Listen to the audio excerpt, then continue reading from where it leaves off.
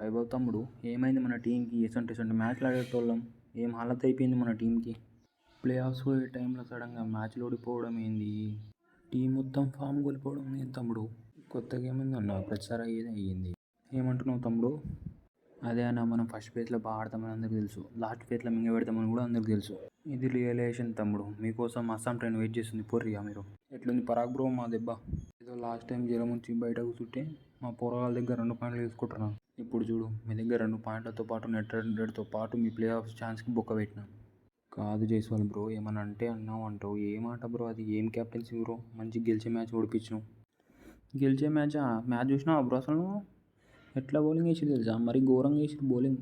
ఏదో నా క్యాప్టెన్సీ తోటి, నా ఎక్స్పీరియన్స్ తోటి ఏదో 230 వేసిన టార్గెట్. ఏమైంది జోఫ్రా అన్న, ఇట్లా వేసిన బౌలింగు?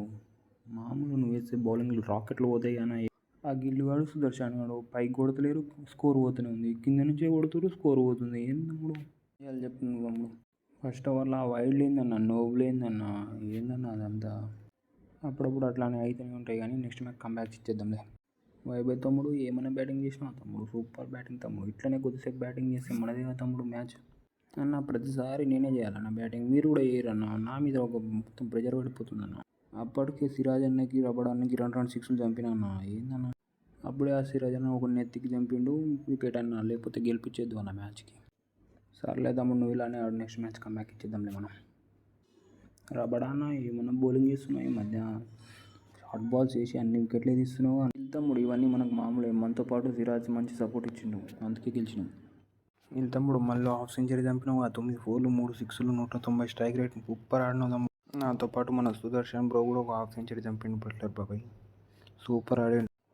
ఓపెనింగ్ పార్ట్నర్షిప్ 110, 10 4లు 4 6. గేమ్ పవర్ ప్లేలను 1 సైడ్ చేసినాం బట్లర్ బాబాయ్. రషీద్ తమ్ముడు, ఏమన్నా బౌలింగ్ చేస్తున్నావు? 4 ఓవర్లు 4 వికెట్లు 33 రన్లు 8 ఎకానమీ. సూపర్ బౌలింగ్ తమ్ముడు.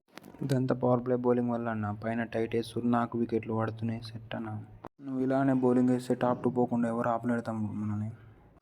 షూర్ అన్నయ్య. పరాగ్ బ్రో, మన ప్లే ఆఫ్ సినారియో కొంచెం చెప్పు బ్రో. ఏం లేదు జైస్వాల్ బాయ్, ఇలా చెన్నై ఓడిపోవాలి, లేకపోతే ఆర్సీబీ ఓడిపోవాలి. రెండిట్లో ఏదో ఒకటి ఓడిపోవాలి. 2 ఓడిపోతే ఇంకా మంచిది మనకు.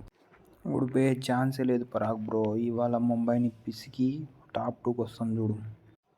ఏమన్నా మొన్ననే ముంబై ఫామ్లోకి వచ్చింది. మొన్నే 220 ఈజీగా చేజ్ చేసిరు.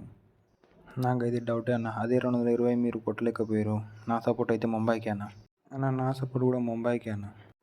చూసినావు, ఒకవేళ మనం అంటే అందరికీ భయం పోయిందన్న. చూస్తున్నా, మ్యాచ్ గెలిచి దాని సంగతి చూద్దాం. నువ్వైతే ప్రాక్టీస్ చేసుకోతాము. అసలే ఈ ఎల్ఏజీ మస్తు ఫామ్లు ఉంది. చెన్నై పని అయిపోయినట్టే.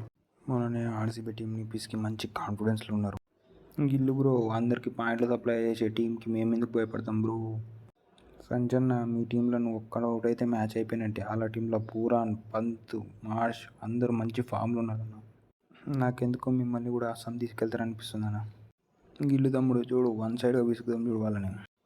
నాకెందుకో మీరే 1 సైడ్ అయిపోతారేమో అనిపిస్తుంది అన్న. మ్యాచ్ అయిపోయిన తర్వాత మాట్లాడుకుందాం. చెన్నైయా లక్నోనా చూసుకుందాం సంజన్న మ్యాచ్లో, నువ్వు నేను. Thank you for watching our video. Please subscribe. Cricket was 1 8.